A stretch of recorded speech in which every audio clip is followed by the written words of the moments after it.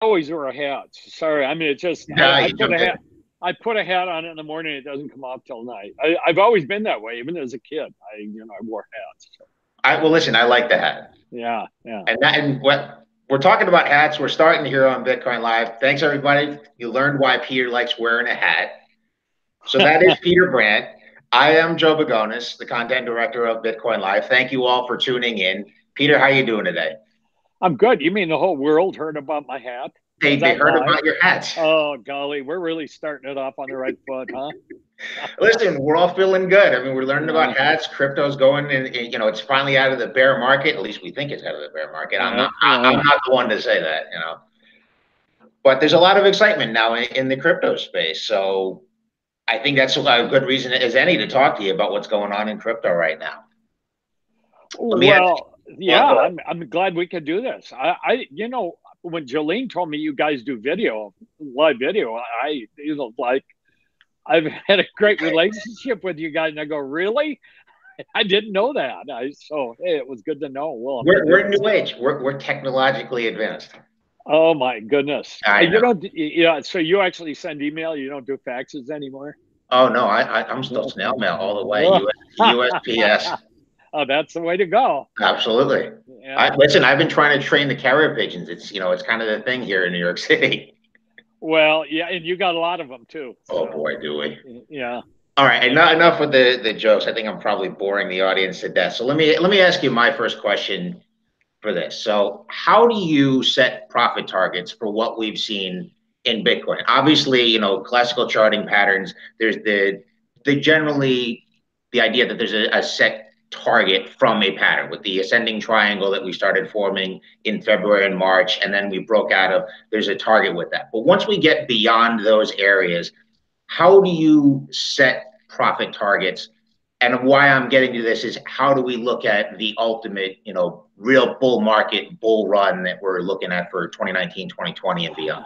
Oh golly. I use a Ouija board. Well, and I have a dartboard I've used in the past too, and that works pretty well. No, I mean, hey, you gas. A lot of this is gas. I mean, you know, and somebody else's guess is as good as mine. I mean, I look at the chart and try to figure out. So where are we going to go? I mean, during this move, we had the ascending triangle bottom. So yeah, that was a target. Then we had the lower boundary of the huge descending triangle that we broke out of last November, which that took us down to the lows, missed the 2,900 target of that descending triangle, but so be it. So then we climb above that level, which was like 5,700. Then you start looking at previous peaks.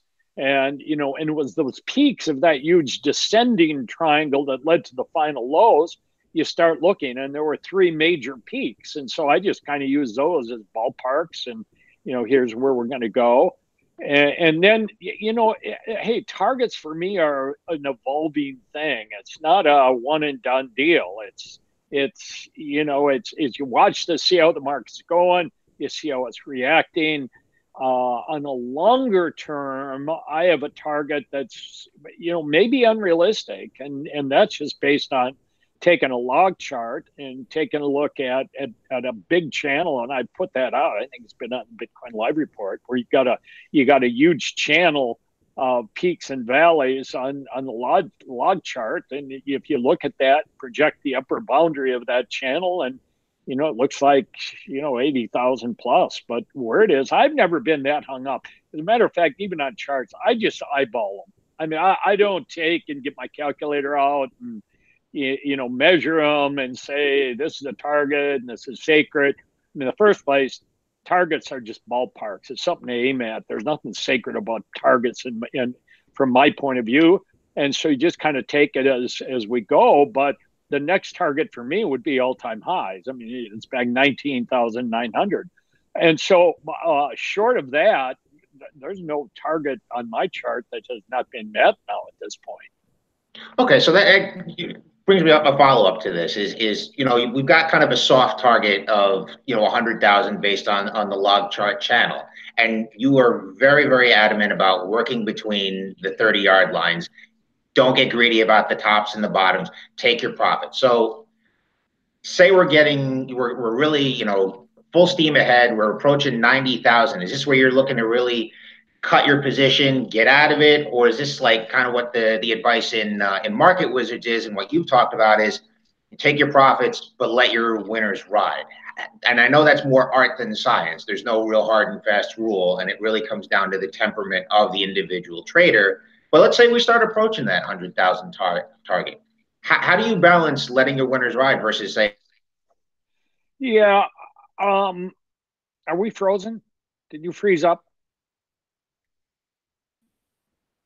Am I live there, Joe? you're Do you right, have yeah. to jump? Okay.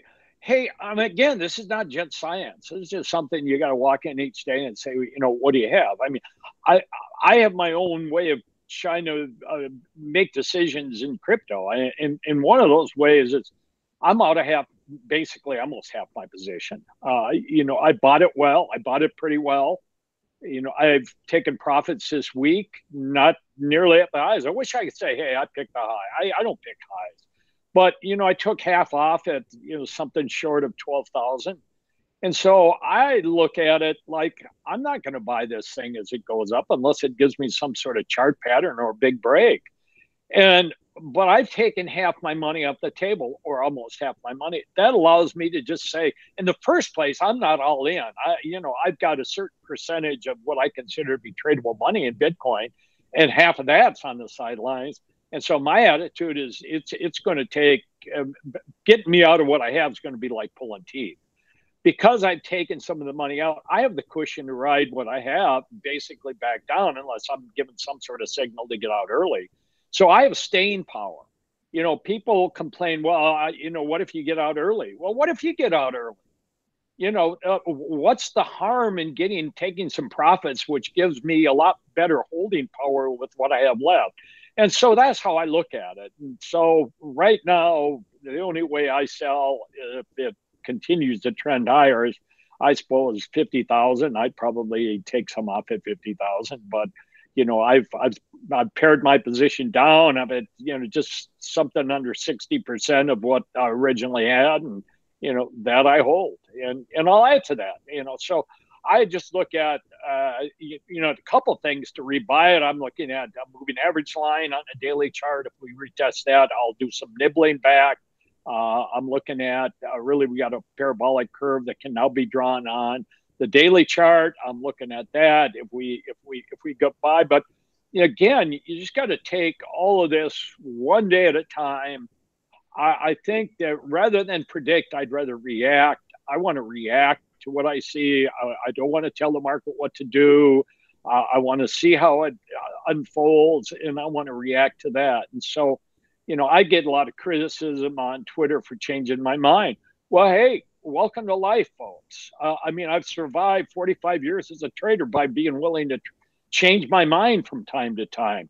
And so, for me, that's, I know what I have right now. I'm not going to tell the market what it's supposed to do and where it's supposed to go. And hopefully I'll try to remain agnostic, not get hung up in all of the big narrative, which I think, frankly, is a little overblown anyway, and see how the market unfolds. But for right now, I'm holding some, and it's going to be tough getting me out of what I have. See, what you're saying reminds me of a line that I really took a liking to from you, which is strong opinions weakly held. And what I've taken that to mean is you really have to have conviction as a trader that if what you see in front of you is telling you to buy or sell, take it. But if the market changes, then just go with what the market's telling you. So what I'm leading to with that is we're saying, okay, price is going towards 100,000, and then all of a sudden it looks like it's still going to keep going, but there's a dip buying opportunity somewhere in that range. The way I would approach it, and you can tell me I'm a fool because Lord knows I'm a fool. If there's a dip there, take a small position and take a gamble on it, a calculated gamble with good risk management. Set your stop loss at a reasonable level, and if it looks like it's going to keep going, ride it. I mean, that sounds reasonable, doesn't it? I think there's no unreasonable way to do it. As a matter of fact, the point is that your intent, you approach the markets not out of some wild fantasy. You don't approach the markets on some unrealistic wish list. but you approach it as a reasonable thinking person and you plan what you're going to do. And you step to the line and you place your bets and you hope it all turns out well. But you try to be reasonable about it, and you try to be calculating about it. You try to act with intent.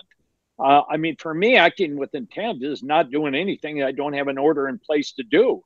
My observation is there's a whole bunch of people that open up their computers when they wake up, if they sleep at all, because Bitcoin trades 24/7. And they react at the moment. That's the road to bad things right there. Is you decide in advance what you're going to do. You have a reason for doing it. And you see how it turns out. For sure. So let's switch to the next topic I want to talk to you about, and that's topping patterns. A lot of people were calling a Head and Shoulders top a couple weeks ago, and you were very adamant that it was not a Head and Shoulders top. that the volume profile was off, the shoulders weren't built correctly, and the right shoulder never even formed. So you can't call a Head and Shoulders top until it's already formed, and generally once it's completed.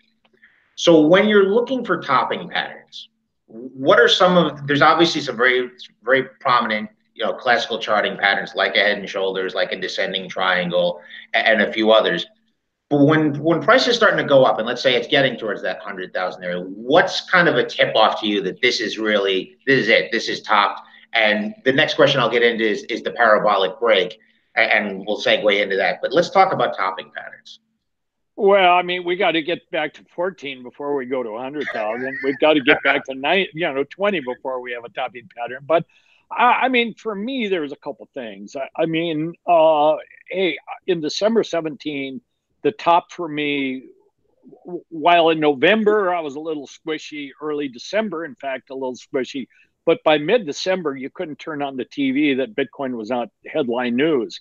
And, I've lived my life. Everybody I've known pretty much socially knows that I make money from the markets. And so, you start getting calls from people not asking you what you think, but them telling you how brilliant they are for owning Bitcoin in December of 2017. It goes beyond, hey, Peter, what do you think of Bitcoin? This goes to, hey, Peter, I've joined your world. I just bought Bitcoin.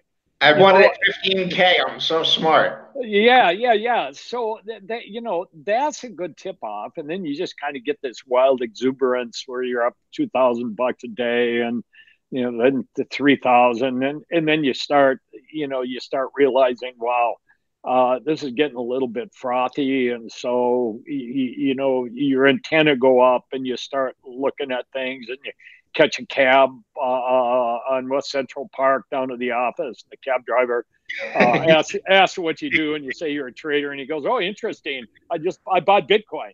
So it was totally a total fool buying it, and you're like, "Yeah, time to get out." Yeah, I mean, kind of headlines in Time Magazine, that sort of thing. That's pretty good warning that you got to watch for. And then you look at volume. A perfect example is I've got a formula. I'm not smart enough to develop the formula, but I had some pretty good Bitcoin traders who developed the formula for me on TradingView, which combines the volume of all the major exchanges. And so when I pull up volume on TradingView, I see GDAX's prices, but I see volume that goes across a whole bunch of exchanges. And if you look at Wednesday, Thursday, we had big spike, big volume spikes. And I've just learned over the years that when you get big spikes of volume, you just get all of a sudden a load of volume that comes in the market. Volume tends to be happen at breakouts at the start of moves. Sometimes it happens midpoint in a move where you go up, you congest, and then you start another leg and you get a slug of volume. And it happens at ends of moves. And so you've got stopping volume, continuing volume, and stopping volume. And so I read Wednesday, Thursday's volume as, wow, this is a big spike of volume. So it indicates to me that some smart people who bought Bitcoin down around 33, 3,400 decided, it's time to cash in something. And that doesn't mean they think it's top. But it means that, hey, this thing's come a long way. And, I go by the rule that if you look at a market, Bitcoin goes up $2,000. I say to myself, these profits are obscene. And in a way, they are. And the markets do not allow obscenity for very long to keep going. And so markets take place. If you got obscene profits, the markets don't allow obscene profits to continue. So I just, for me, is that the top? I don't think so. I mean, but it's a good place to ring the cash register a little bit, but it's not a top. Huge volume doesn't necessarily have to be a top. You have to see what happens after that. Now, if we put in a big inverted hammer or doji in today on a weekly chart, hey, that's going to be another reason for me to say, whoa, that doesn't mean the market's top. But again, it starts backing me back into a more defensive position. That's why I really kind of like the Bitcoin market, the way it trends, is it allows me to scale in and scale out.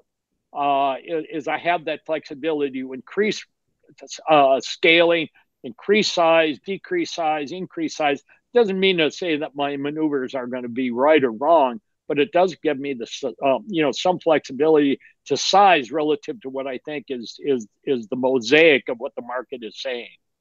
For sure. No, that really covered a lot of what we're looking for from just the amount of exuberance that's coming in. It kind of reminds me of some stories I've heard about pit traders where they could feel the energy that was going on the trading floor. They could see when like the silly money was starting to come in and they knew it was coming out. So a lot of this is coming down to art and feel and experience, but also like what you're saying with the volume, compare the breakout to the top, or like you were saying, just watching the way that price is reacting once we got to that 14 area and then seeing how it evolves. Yeah. So let me ask you my last question before I turn it over to the subscriber Q&A. You're the only person I know who really truly understands parabolic moves. You called it in 2017. You said, I'm out at this point. It broke the trend line. So what's the art of drawing them? What's the feel? How do you know at what points, here's a pivot point where the trend angle shifted from, let's just say, 38 degrees to all of a sudden like 19 degrees and it starts going more and more vertical. Tell me about how you study this and just intuitively understanding parabolic moves.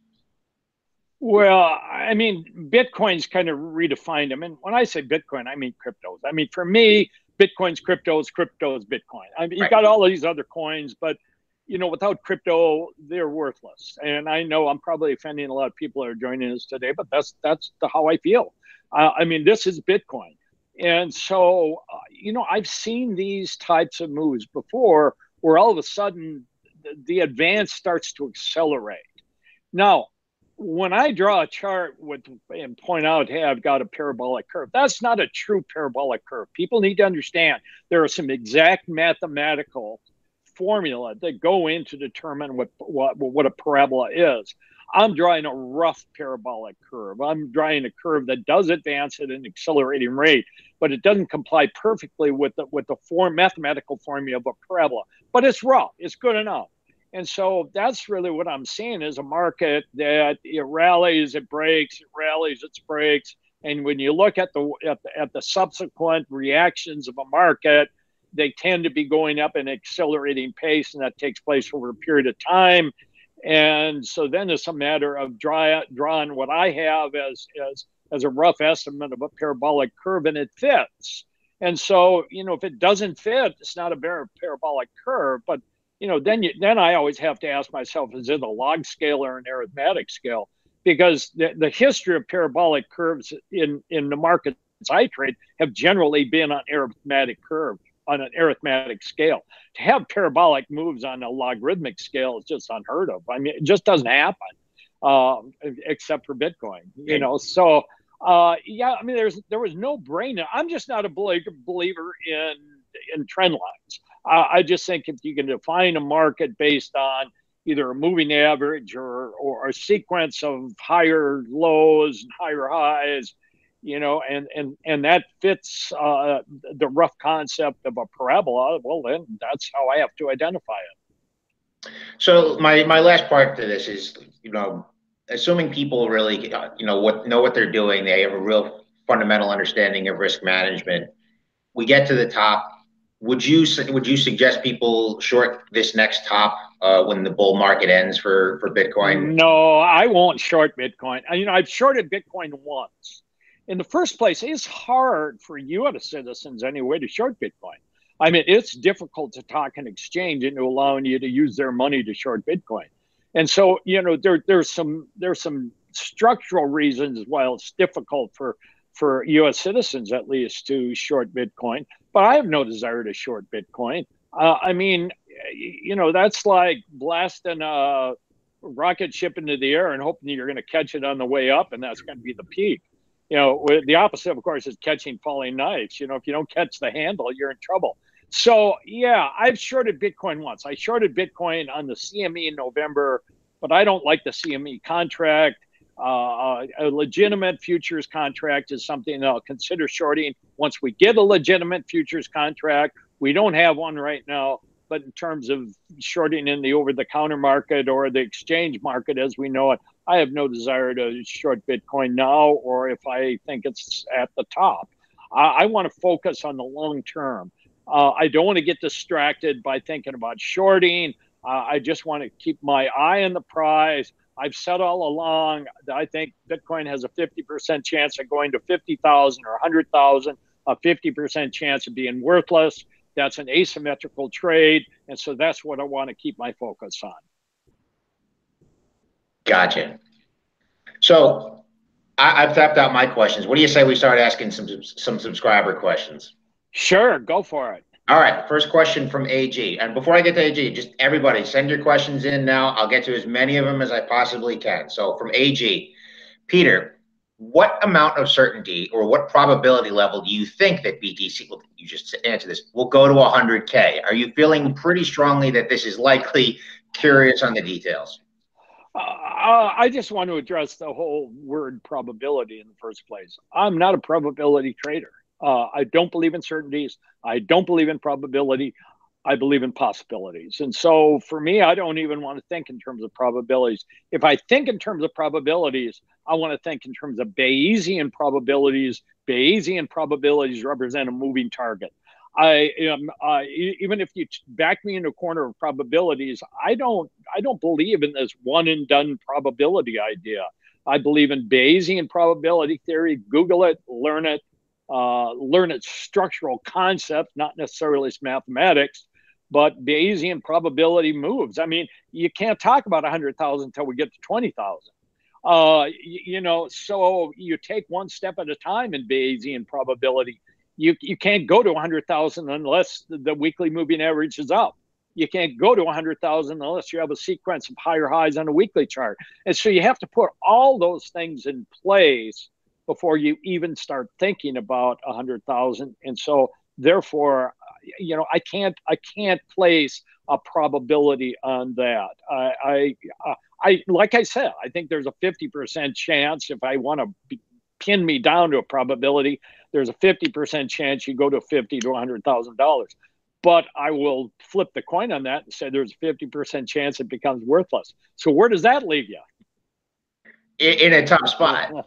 Yeah, exactly. All right. The next question is from Ben Wynn. I'm going to try to interpret this the best way I can. He says, I want to know the current target level of 9.4K still has high power. I'm assuming that means a support level. 9.4K, 9,400 in other words, right? Yeah. Is what he's saying. Well, I think there is a cluster of support things that occur between 8,700 and 9,400 thereabouts. I mean, there's some moving averages. There's a parabolic line. There's some old highs. There's a number of reasons to believe that should we break hard and quickly, that we could probably bounce off of that level. I have orders in to buy at that level. I'm not sure I'll keep those orders in forever. But I mean, there are reasons to believe that is a good place to explore replacing sold out long positions. But there's no super logic about it. It's just kind of looking at a chart and say, hey, there's some reasons I can create to say that's a likely place for a bounce to occur. Gotcha. So the next question is from Mr. Latoris, and he wants to know your thoughts on Gann principles, fib lines, and then divergences on the RSI. Where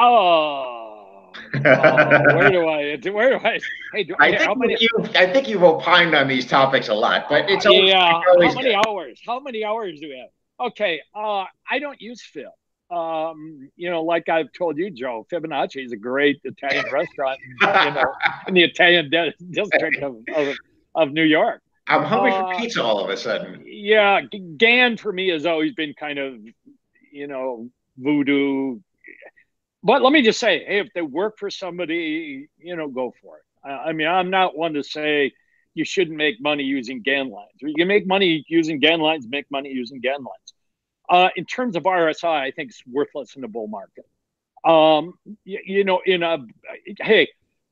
The characteristic of a bull market are overbought readings.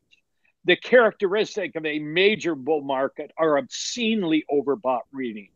So a market being overbought doesn't mean much. Now, you can get a non-confirmation, and that can be used for a trading turn, or sometimes it can be used for timing. If you get a triple non-confirmation type thing, that you may step aside and escape some of the break. But the reality is, I fully expect Bitcoin, if Bitcoin goes to $50,000 to $100,000, you're going to have overbought readings that will make the fools exit their long positions way too soon. And so that's my thinking on that. I'm not an indicator guy. Indicators are nothing but a derivative of price. So why should I pay attention to derivatives when I can study price directly? Exactly.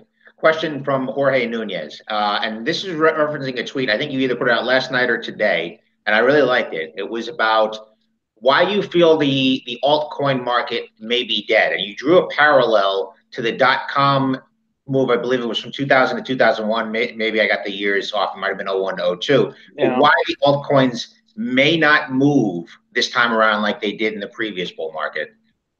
Well, I think there was speculative mania in the first bull market. Now, hey, that's what I've noticed about social media. Everybody's got their pet alt, right?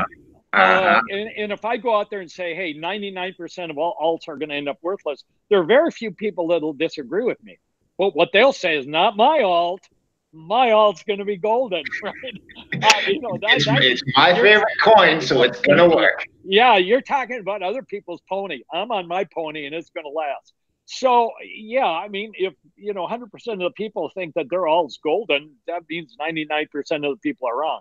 So I just think that, hey, the whole premise of Bitcoin, and people are going to be upset with me on this, is yet really to be proven out.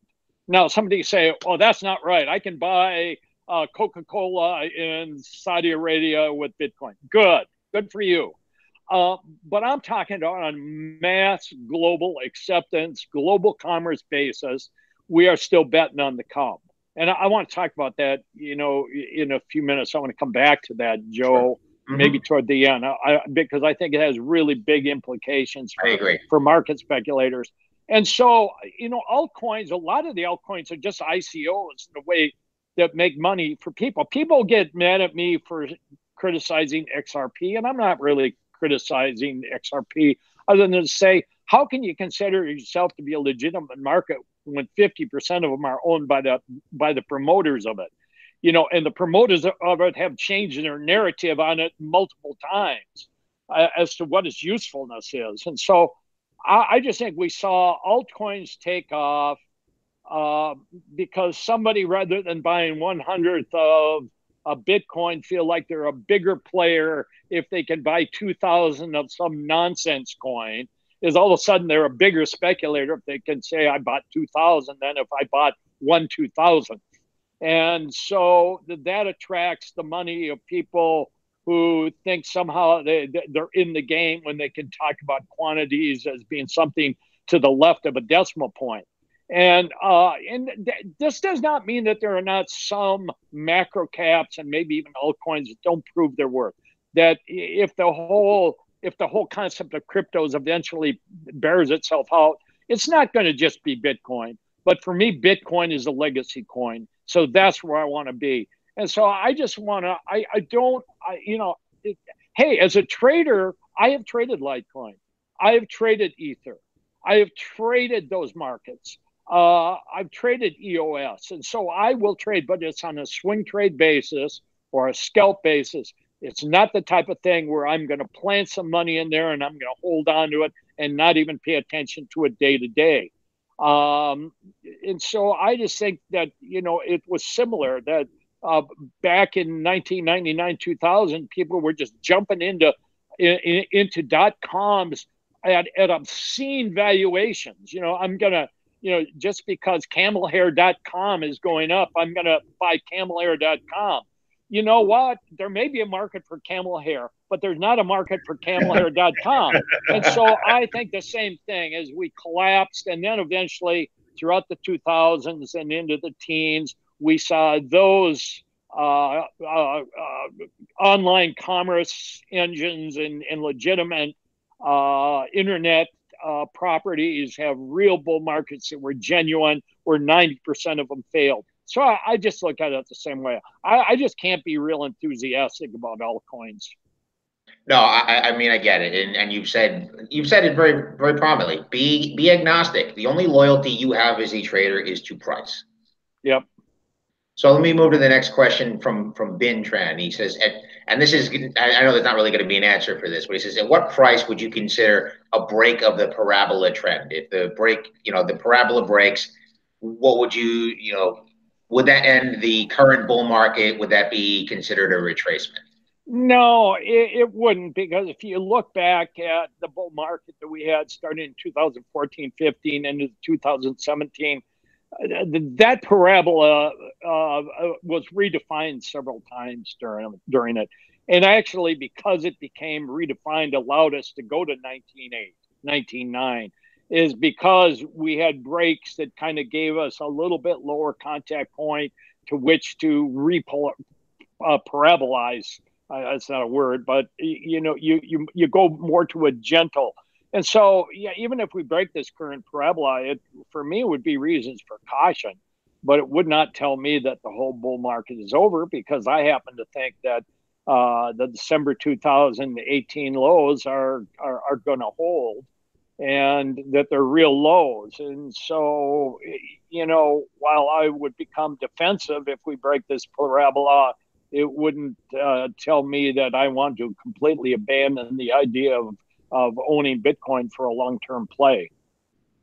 Gotcha. So let me move to the next question from Martin King. And he wants to know, how come this bull run seems to be starting so early when compared to previous ones? Well, I think part of it's acceptance. I mean, it's a more mature market. I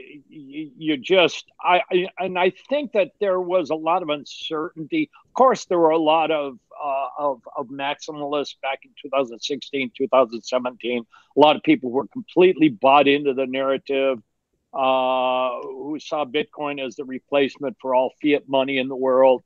And they were enthusiastic and they believed that. But I think right now, you have a lower supply, and I think the market's in stronger hands. A lot of people who own Bitcoin early in the game, I believe, and I have no way to prove this, although some people have tried to make the case of it based on how coins move around the blockchain, exited the market from 15,000 on up in 2017. They reaccumulated back in January, February of this year, and they're reaccumulated for the most part for a much bigger hold time. And so what you've done is you've taken a lot of coins out of the hands of weak money and you've put it back in the hands of people with staying power. They have staying power because they made so much in the 2010 to 2017 run. They can afford to just say, I own it, I'm going to stick it away, I'm not even going to pay attention to the market. Well, it's tough to separate those people from their holdings. So that caused this big acceleration that we had. But it was a big enough acceleration that I think all of a sudden, I think we flushed some profit takers out of the closet. Gotcha. Okay, let me move on to the next question from Diego Almada. And said, how would institutional, and I think this kind of ties into it, how would institutional investors influence the upcoming parabola versus the last three historical ones? Less volatility, less unrational, price movements. I guess how like the price Yeah. move. Yeah, and I'm wondering if this is my takeoff point for some editorial comments, and it might be. Do it. Uh, you hear the narrative that somehow Bitcoin is going to become some sort of global mechanism to replace fiat currencies. And my argument to that is with this price volatility, it will not happen.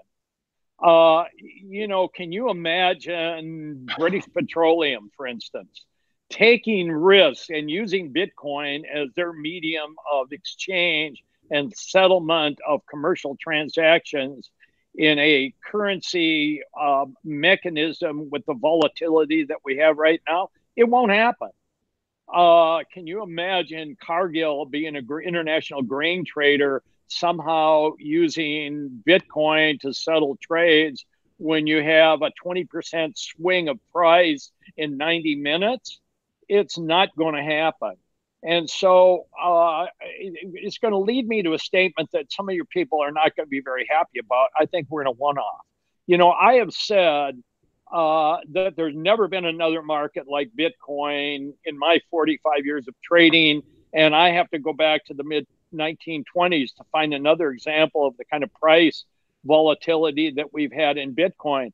I think there's a lot of people, perhaps in your generation. I don't want to pick on your generation, Joe, but who think that We this get picked on Bitcoin, enough. yeah, that this Bitcoin trade goes on for the rest of their lives, and they're going to be so sorely, sorely disappointed. We have had, 9 spectacular years of price volatility, 85% price declines, price breaks, followed by parabolic moves. To think that that is going to go on ad infinitum into the future, I think would be a very foolish bet. And so my advice is make your money now. Make your money here in the next 5 years, because I think that we're going to see, while Bitcoin, if it's a legitimate asset, will gain in value relative to purchasing power of fiat currencies over the long term, it's not going to be with the kind of price behavior that we'll have. We'll see a more normalization of acceleration. Might Bitcoin be worth $1 million? Yeah, but it might be worth $1 million in 50 years. And so, this kind of money making ability that we've seen in Bitcoin is not going to go on forever. Take advantage of it now, because if it has these 85% breaks with huge parabolic moves, it's not going to gain the kind of acceptance that's needed for Bitcoin to become a mechanism for settling international global commerce. It isn't going to happen, which means it simply becomes a mechanism for market speculation. And markets cannot exist forever if all their purpose is for market speculation. There has to be some legitimate reason for a market to exist other than a mechanism for gambling. And again, people will say, well, Bitcoin is already being used to settle commercial exchanges. That is true, but not on the kind of level that it's going to take, for instance, to fulfill Tour de Meester's thinking that Bitcoin becomes a global reserve currency. To become a global reserve currency, it's going to have to become tamed. For sure. And I mean, we see that with things like, Amazon or AT&T. Obviously, when you have the Fortune 500 companies adopting this as a medium of settlement for exchange and paying your bills or whatever, that's a good step in the right direction. But we're not seeing people, buying their groceries or you're settling, their telephone bills the same way you would with a credit card and the way they're getting paid in Yeah, fiat. And I yeah, think that goes to what you're saying. You're not going to have it's not stable at this point. The last coin hasn't been mined. And in my opinion, you're not going to get anywhere near stability until the last coin has been mined because it's still speculative. And then we'll find out over the next 2 dozen years at what level does this become accepted in a way that people are willing to settle it. So at that point, we're too far away from even figuring that stuff out. Oh yeah, yeah. I mean, there's still unknowns. I mean, who knows that 10 years from now we don't have some other computer. I mean, there are some reasons why Bitcoin is going to be hard to replicate. I mean, it's global acceptance as it is right now. The fact it's not sitting in big hands, it's dependable, it's trustworthy. I mean, it's got some features other coins do not have right now. And so I think, yeah, is there plenty of money to be made yet trading Bitcoin if it's done, carefully and according to plan? Absolutely. I think we will go higher. I'm just simply saying is that because it's been a market like no other I've ever experienced for the last 9 years does not mean that somebody who's 20 years old can depend on Bitcoin acting like this when they become 40 years old. To some degree, the kind of thing we've seen in Bitcoin truly is a one-off experience, and one-off experiences do not last forever. We are in a 3 standard deviation event. Yeah, just live in the moment. I think that's one of the Yep. best pieces of advice I got a long time ago. So just take advantage of the opportunity. Yep. But let's move on to the next question from CBS Spears. He wants to know, he's a longtime Bitcoin bull, third or fourth bull cycle. Can you talk about the short-term corrections and how big they are? They're 30 to 40%. And I think we're in one right now. So talk a little bit about these massive corrections that Bitcoin goes through. I mean, it's going to happen. It's going to continue. It has happened. It's going to continue to happen. Congratulations for somebody that's been through 2 or 3 of these. I mean, whoever asked the question is, we should be asking him, right? Because he's been in from a lot lower levels than I've been in. And so he's made more money most likely than I have made in the market, and his wisdom would count. But I just think right now it's a new market. We're new here. This is we're in uncharted territory, and as long as we continue to be, we're going to see these kinds of things. And my attitude is if the trend's up, and I determine trend, by the way, real simplistically. I use a 18-week moving average, simple 18-week moving average. I don't use big complicated math. I just simply use a simple moving average to determine as my proxy for uptrend, downtrend. That's my proxy for trend. My proxy for trend is in an uptrend. I want to buy breaks. And so then it's a question of what kind of breaks you want to buy. And I certainly think that you're not going to get an 85% drawdown or correction when you're in a bull market. An 85% correction is a bear market. And I do not want to have a big ownership position in a bear market. And luckily, we have some proxies to determine whether we're in a bull market or a bear market. Right now, my proxies tell me we're in a bull market and not to expect 85% drawdowns, which mean when you get 20, 30, 40% drawdowns, you take your pick and you have to figure out, okay, this is an opportunity for me to increase a long position or replace something that I sold at higher levels. Gotcha. Let me move to the next question. I'm going to start trying to fire through a bunch of these. So Jason Hill is asking, why is the current CME contract not legitimate? Well, I mean, there's all kinds of reasons. The CME, CBOE, all these exchanges saw the excitement and headline news in November, December, and they rushed to the market with a contract. It's not a good contract for a number of reasons. One, it doesn't trade 24/7. So there's big gaps in price. Another thing is there's very little volume. I just want to say people will say that it's the market that manipulates the underlying market. There's no proof for that. I think that's a foolish argument. Somebody loses money and they blame it on the CME contract. It's a cheap out. It's a cheap escape. And so I just don't see the liquidity. The liquidity is not there. Liquidity could have been there. The CME could have created a contract which would have become the dominant pricing mechanism for Bitcoin. They failed to do it because they did not deliver proper deliverability, where you can deliver or take delivery or force delivery of actual Bitcoins sitting in a custodianship position. And that's the problem with a lot of these exchanges is there's the custodianship feature of the market is starting to develop, but it still hasn't developed to the level that we have in futures markets, where we have clearing corporations who are the counterparty risk of all trades. And so I think the CME blew it. They tried to rush to the market. They've got kind of a hokey contract. There have been some actual Bitcoins that have been delivered and taken delivery of. I think ItBit was the exchange that actually was involved in an actual transaction, exchange of actual Bitcoins through the delivery process. But for the most part, it's not there. And, someday it will be. I know that there's one of the other exchanges has taken a crack at forming a contract. We'll see if it becomes viable or not. For sure. There's definitely money to be made for whoever can do it. So somebody's going to try. Doyle Kalita wants to know, you've shown the log curve, the parabolic move on the log scale. Since it's heading that way, does historical data show that this is significant? This is the fourth time it's happening. So talk about your confidence in the move. Well, I have good confidence in the move. But again, it's strong opinions weakly held. I mean, right now, I have a strong opinion on it. And as long as price verifies that strong opinion, I'll maintain that strong opinion.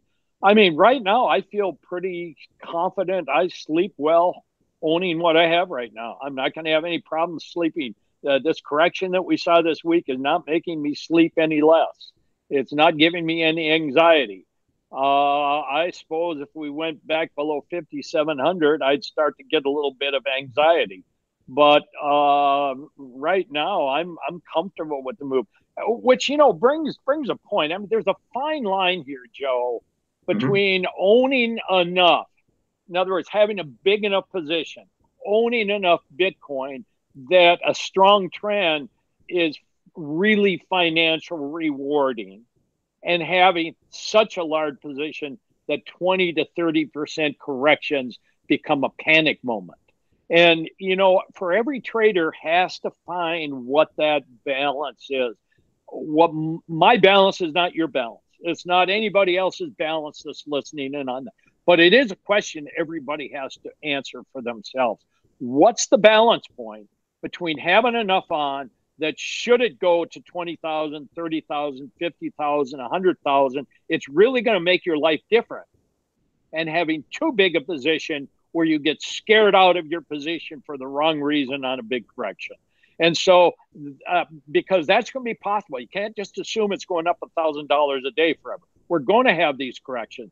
And so if anybody blew out of their long position based on this big break because they couldn't stand the pain or the heat in the kitchen, the chances are they had too big a position. They had a bigger position than they should have on. For sure. Let's go to the next question from Rodrigo Andrea. It says, has the bull market officially started? If not, what's the sign that you're looking for? And the follow-up to that is, once we break 20K, once we test some important support areas, resistances, what are the signs we're looking for the next official bull market? No, 20,000. I mean, a bull market is a market that makes a sequence of higher highs and higher lows. And so according to that definition, we've got to clear 20,000 before we can say, yes, we're truly in a bull market. But I, for one, never had a desire to wait from 20,000 before I bought.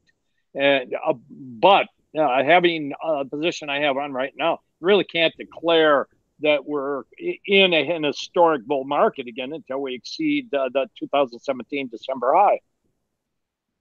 Gotcha. Let me combine a couple of questions here because I think they tied together. One from Andrea G and one from CA Doodle. First one is, what factors are you looking for to trigger a re-entry? And the second part is, can Bitcoin drop to 2,300? Is that possible? Well, sure, it's possible, but that then you have to say that this rally was not a bull market. It was just a big upward correction in the bear market that started in 2017. That bear market has not run its course. But yeah, it certainly could. I mean, it could drop to 2,300. It could drop to 1,000. but I don't believe for right now. My bet is on the fact that we have begun a new bull market cycle. That doesn't mean to say that I'm going to bet the farm or I'm just going to bet it and forget about it. But right now, I think my experience is that periods of shorter term uncertainty get resolved in the direction of a longer term trend. I look at a weekly moving average to give me a default position where I can say we're in a bull market, we're not in a bull market. I think that my proxy measurements say we're in a bull market. For right now, I'm going to have to say that any period of uncertainty or short-term uncertainty is going to resolve itself in the direction of that trend. So I frankly think that if we went under 8,000, it would really cause me some pretty significant alarms. Alarm bells would start going off for me if we broke 8,000. I wouldn't want that to happen. But, I'd start to get a little bit squishy even if we went too far below 8,700. But somewhere between 8,700 and 10,000, I think you pick your point. We've already gone, close to 10,000. I think we got down to 10.3, something like that. Yeah. I don't have the chart in front of me, but that's offhand, that sounds about right. The next question from Smaller CY. What advice do you have for a newer trader who's getting into it now or have a hold position through 2018 and they're educating themselves on becoming a sophisticated trader right now? What should they do? Wow. Learn from your mistakes, for one. I want to address that. I'm going to get on a soapbox here, Joe. I'm sorry if I do it. I love it when you're on your soapbox. I ask everybody's apology for a 72-year-old spouting off. But, I came into the business in 1975, and, there was a generation before me of market speculators. And I see this sentiment that, we're in new times. We're, the whole idea of market speculation is new. We're in a new era. It's a brand new world. You old guys, what you think don't matter. I mean, that we're reinventing the world of what it means to speculate on price. Give me a break.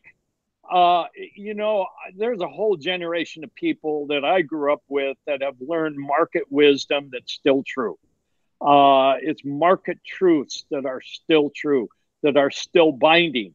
And the reality is that people have started out in the last couple of years are going to come to the same conclusion as my generation have come to relative to the realities of market speculation if they last long enough. Now, if they don't last long enough, obviously they won't come to those conclusions. But that the truths of the generation before me on market speculation applied to my generation, will apply to my kids' generation, will apply to my grandkids' generation. And oftentimes people reach those basic foundational conclusions through trial and error, and that usually hurts. I mean, the markets charge a tuition. For the person who asked the question, the tuition was writing Bitcoin from 19,000 back to 3. And so it charges a tuition, and we don't get to determine that tuition. But ultimately, if you last long enough, you realize there are certain foundational truths. Like if the market goes up, you never have a big enough position. If the market goes down, you always have too big a position. That taking profits too early is painful, but ultimately taking profits a little bit too early gives you a lot more staying power. That within a trend, you don't want to be buying bulges and getting blown out on dips. You want to try to play a little bit of mean reversion within the trend. There's some basic common sense that is applied to every generation of market speculators. And I just want to say one other thing. People say, well, you're chartists. Charts don't apply to Bitcoin. And I want to say this. I've never found a market where classical charting principles, as defined by Richard W. Schabacher in 1933, have applied more. Schabacher's principles of classical charting apply to Bitcoin to a larger degree than any other market that I have traded in my 45 years of trading. So I'll get off my soapbox. No, I love that you said that because I showed you I bought the book. I've been gobbling it up the same way that you talked about, when you were a young trader and you were reading that book and just going through all that stuff. As much as things change, things stay the same. And there's so many nuggets of wisdom in that book. that really prepare you for trading the crypto markets? Because I see it all the time. I see all of they really stay true to the definitions in the books, the way that the price moves and breaks out or breaks down from classical charting principles. Yep. Thank you, Joe. Yeah. Richard Schaubacher thanks you too from his grave. For sure. If you got time for Yeah. My time is your time. All right, a few more questions. So let's go to Daniel. He says, how do you see the difference between a fake out and a real breakout? And when do you enter a trade, before or after confirmation? So let's go with this, because you've talked about the 3% rule. Now that we're talking about classical charting principles, what is confirmation for you as it relates to crypto? Yeah, I mean unfortunately that's a complicated question. I'm not a systematic trader for one thing. I'm a discretionary trader, which means I have to add judgment. Some people say, well, you really need, and by the way, the 3% rule applies to stocks. It doesn't apply to things like Bitcoin or the dollar yen forex cross or gold or soybeans or any of those things. That the three, and some people even argue that 3%, which was an Edwards McGee figure, by the way, not a Schaubacher figure, is too much. At 1.5% and 2%, but I think that's even too wide for cryptos. I mean, if I can find a well-defined pattern, and by well-defined, I mean you've got good contact points on both boundaries. It's more than 10 weeks in duration. I'm not using the trend line, which, by the way, I detest. It's not what I define as a diagonal pattern, which means the breakout boundary is a horizontal boundary. It doesn't have all these weird spindles, but we're using kind of real body charts. Then I want to buy the breakout when it occurs.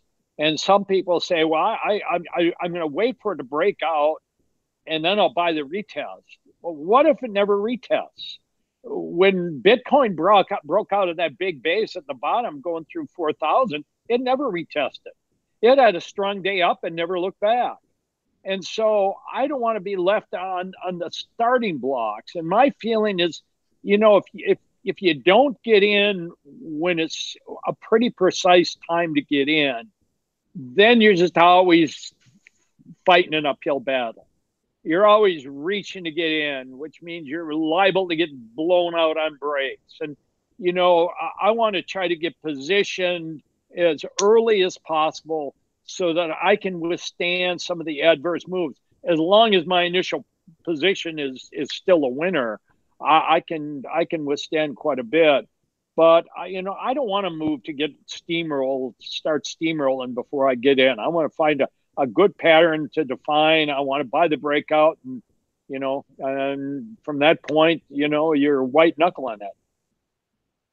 Let me go to the next question from Golem, and talk a little bit about using volume in making decisions with Bitcoin. I know you talked a little bit about it, having a little bit of a resource at your disposal. But he asks, Bitcoin touched December 17th, January 2018 volume points.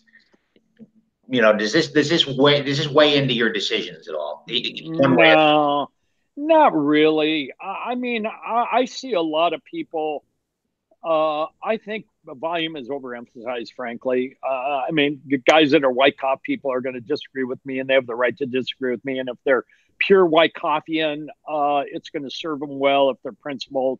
So Wyckoff volume principles to some degree hold true, but the fact that I'm going to compare this volume to what happened in December 17, I'm just not going to do that. I just continue to go back, and you say whatever your volume has been in the recent past, when you get a volume spike, you have to read into that. What does that volume spike mean? But I'm not going to take what happens in June of 2019 and compare it to some volume level from December of 2017. I think that's irrelevant. I'm going to apologize to Sammy. I missed their question earlier, so I'm going to combine Sammy's question with Agnaya's question. And they want to know, how would you start a long-term Bitcoin program now if you're not fully invested at this point? Where would you be looking to get in? Well, I would say this, that I'm 72. I'm not gonna bet my net worth on Bitcoin. I mean, it's just not going to happen. I mean, It may disappoint people, but I measure my wealth in US dollars, not in Bitcoins. And so, but that would be different if I really, really, truly bought the Bitcoin narrative and was 25 years old. I would have to say, I'm just going to take a bet here. I'm going to take 10, 20% of what I consider to be investable money, and I'm going to buy Bitcoin, and I'm not going to worry about what's going to happen day to day. I'm just going to buy it, and either I'm going to be right or I'm going to be wrong. And whatever that figure is that you want to do it in, I think would be foolish for somebody to say I'm all in. I mean, I'm, like Texas Hold'em, I'm all in on Bitcoin. I'm going to live or die in Bitcoin. That to me just doesn't make practical sense. But I think you have to just determine, well, what are you willing to lose if you're really wrong? I mean, worst case scenario, what are you willing to lose? And who cares whether the price is 14,000 or 4,000? You go ahead. If you really believe in the long-term narrative, you just need to own some and not worry about it. But you have to own it knowing that mentally you're not going to get spooked out of it if Bitcoin goes back to 7,000 or 6,000. That you're going to marry that position to the side of money that you're willing to lose if you truly believe in the narrative. Cool. Let me ask a few more questions, and we'll wrap this up. And this one's going to be, this one is really worth its own video. But shorthand. Someone bought around. Let's see. Someone bought in like the 11 to 13 area. They set a stop around. Let me see, 11.5. Talk about like the logic of setting stop points. I don't like buying at 12,000, putting a stop at 11,000. You're just inviting the market to inflict pain. I play Forex and in futures markets, with tight stops, because in those markets, I'm a swing trader. I only hold a position for 7-8 days. And so, I don't mind getting stopped out. And if I get stopped out and it goes my way, so what? On to the next thing. But if you're really a maximalist, you shouldn't be trading with stops. If you define yourself as a Bitcoin maximalist, you should not be in a position to say I bought at 12,000 and was stopped out at 11,000. If you're truly maximalist, you just say I bought. I'm in. I'm risking X% of what I'm willing to risk, and I'm not going to use a stop. But if you're a trader, again, you come back to the point that I just think you use tight stops. You're just asking to get knocked out. I'm not a believer of using tight stops unless you're willing to get stopped out and have the market go your way and get back in. Which is opens up a whole nother Pandora's box. But I just think if you're betting Bitcoin for a long-term thing, you just have to own Bitcoin, and you have to own what you're comfortable with, what you can afford to lose, and you don't worry about a stop. If you're willing to trade, then you have to accept the life of a trader, and the life of the trader is, hey, welcome to getting stopped out. I get stopped out in my main markets all the time. My life is a matter of finding out that I've been stopped out in markets. Guess what? Welcome to the world of trading. And so in Forex and grains and metals and sugar, hey, I get stopped out all the time. As a trader, I'm right about 50% of the time, which means I'm wrong about 50% of the time. My default expectation of a futures trade is I'm going to lose money. That's my default position. My default position is I'm going to get stopped out. And so I just prepare myself mentally for it. But those are markets that I'm not betting for a long-term thing. Those are markets for which my narrative is the next 8 days, not the next 8 years. All right, I want to wrap it up on this because we've got a lot of people asking about the books that you read, and I'll put a couple links to it when I put the recording up later. Just talk about some of the books that you really enjoy reading that really helped you as a trader. I'm not a big reader. I mean, I could turn this camera around and show you stacks of books that I order when I see them on Amazon that I've read the cover and put them in the bookshelf. Uh, I'll give you a few that Schaubacher, of course, right? Mm-hmm. Richard W. Schaubacher, the Edwards and McGee book, nothing older than edition 5. 6, 7, 8, 9, 10, 11, 12 infinitum are worthless. And so edition 5 or older, only the first half of the book. I like those. And I would say the books by my friend Jack Schwager, the Market Wizard books. Mm-hmm. And I like the Market Wizard, of course, the Livermore book, but I like the Market Wizards book because you read the story where Jack has interviewed really people that I consider my peers, and many of them are my friends. And these are guys that have lasted decades in the markets, very successful. They made their living from trading. And there's two messages that come through every one of those interviews. And Jack's interviewed like 62 people. One of them is you got to find your own way. You can't trade like somebody else trades. You've got to figure out what works for you. Every trader that Jack has interviewed that's been a successful trader have their own style. They don't attempt to copy somebody else. They have their own way of doing it. Second is they all consider themselves risk managers first and foremost. Is the emphasis on protecting your capital. You buy Bitcoin at 18,000 and you get blown out at 6,000. That's not my definition of risk management. And a lot of people wear as a badge the fact that they rode Bitcoin down from 20,000 to 4,000. I don't consider that to be something to be worn on your lapel as a badge of honor. I think it's foolishness. Now, a lot of people who are new to the game, hey, I can overlook that one time, but the reality is that you're not. If you look and say, I want to trade, it's not a question of what you want to make in your next trade. The question you ask is, how many years do you want to trade for? Do you want to last? In next January, I can make the statement that I've traded in 6 different decades. Now, that's probably longer than the average sane person should be able to make a claim to. But it's the reality is I've lasted because I watch my capital real closely. I don't let the markets get me into a hole. I'm willing to be stopped out because that's the cost of keeping my capital together. And so you really have to look at that. And that's the other message that come out through the Market Wizard series is find your own way, be a risk manager and protect your capital because that's your inventory. It's like you're a store and that's your inventory. Your inventory burns up, you're no longer a store.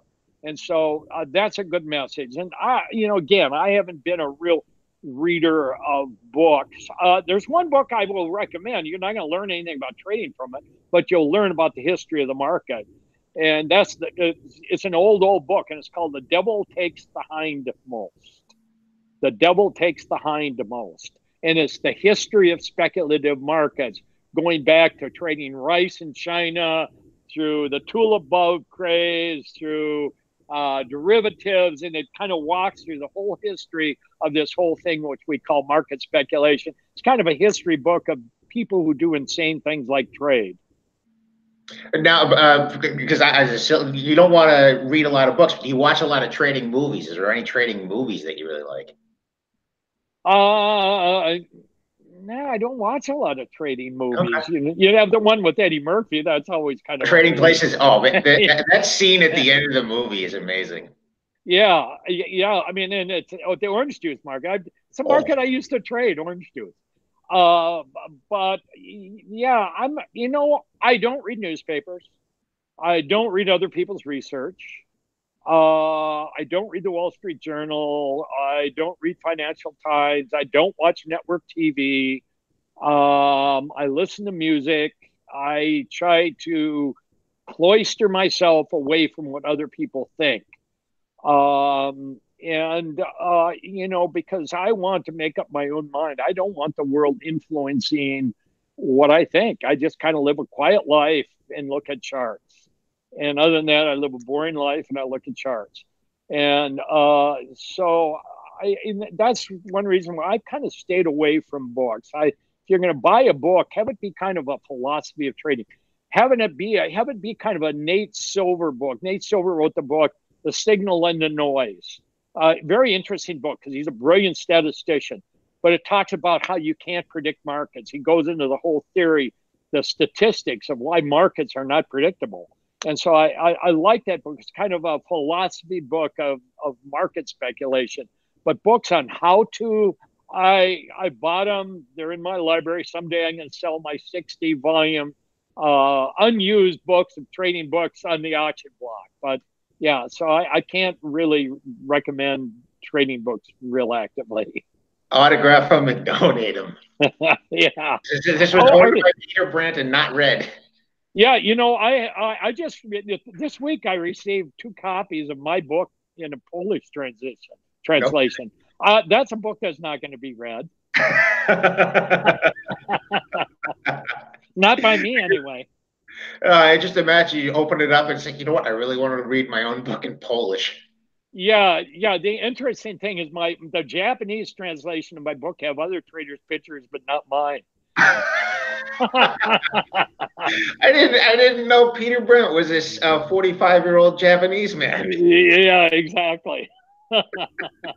Peter, this was fun. Yeah, we'll do this again, Joel. You got it. Hey, listen, we're video. We can do video anytime. Yeah, well, I appreciate all the people that hung with this, and this is my busy day because it's the day I write my research and do all my research on Fridays. So, but it was worthwhile taking time out to be with you and with all the Bitcoin Live people. All right, everybody, we appreciate you tuning in. Peter, any final thoughts, or just going to call it? Yeah, go U.S. women's soccer players. Yes, go USA. What time is it? That game starts at 1.